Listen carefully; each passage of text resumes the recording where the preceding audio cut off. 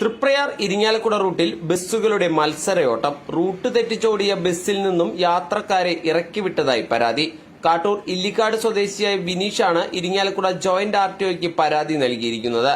Kattoor Nedumpura labour centre വഴി ഇരിങ്ങാലക്കുടയിലേക്ക് service നടത്തുന്ന മംഗലത്ത് ബസ്സിലെ ജീവനക്കാർക്കെതിരെയാണ് പരാതി നൽകിയിരിക്കുന്നത്. കഴിഞ്ഞ ദിവസമാണ് സംഭവം നടന്നത്. തൃപ്രയാറിൽ നിന്നും കാട്ടൂർ ഹൈസ്കൂൾ തേക്കുമൂല വഴി സർവീസ് നടത്തുന്ന അഖില ബസ്സുമായുള്ള തർക്കത്തെ തുടർന്നാണ് മംഗലത്ത് ബസ് 1 കിലോമീറ്ററോളം റൂട്ട് മാറി ഓടിച്ചത്.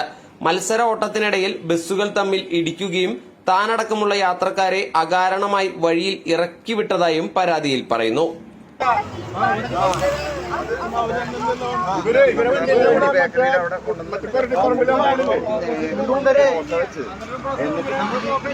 കഴിഞ്ഞപ്പോ